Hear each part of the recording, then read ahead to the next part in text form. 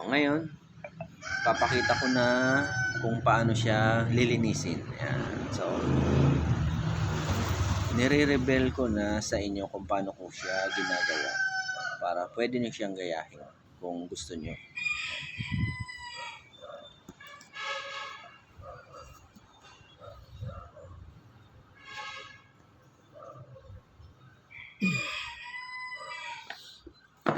At ito ang ginagamit ko pantanggal ng pintura.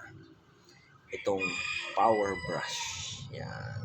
So, bili na lang kayo nito. At kung meron naman kayong grinder, yan.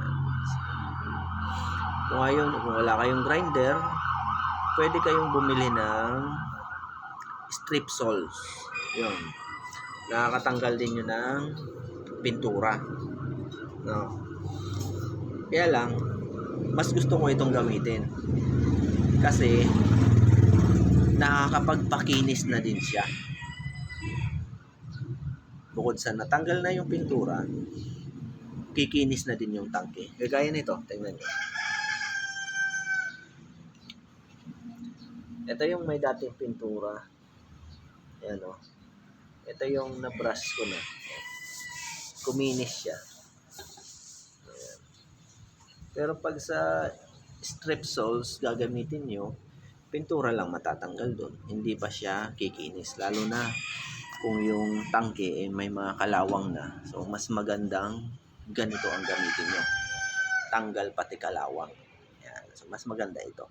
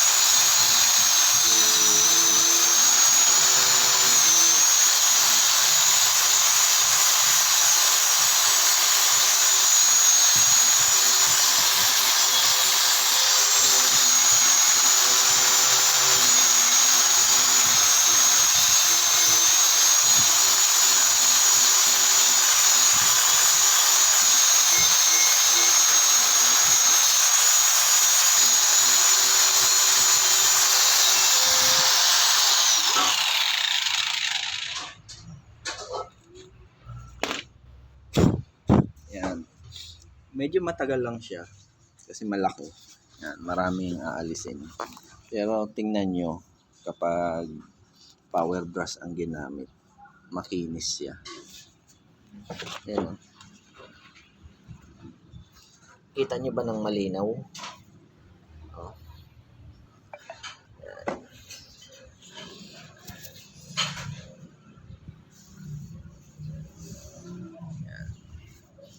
Kaya mas gusto kong gamitin yung power brush. Medyo masakit lang sa kamay.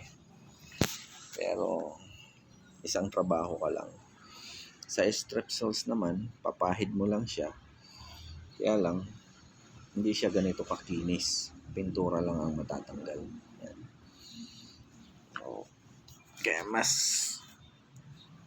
kung gusto nyo, power brush din gamitin nyo kung meron naman kayong grinder.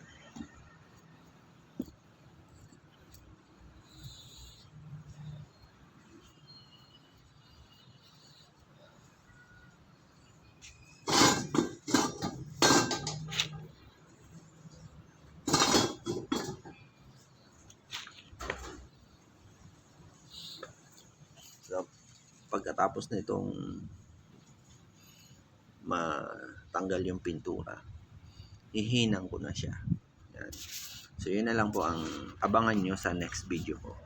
Kung paano ko ikakabit yung paa niya, yung patungan niya ng uling.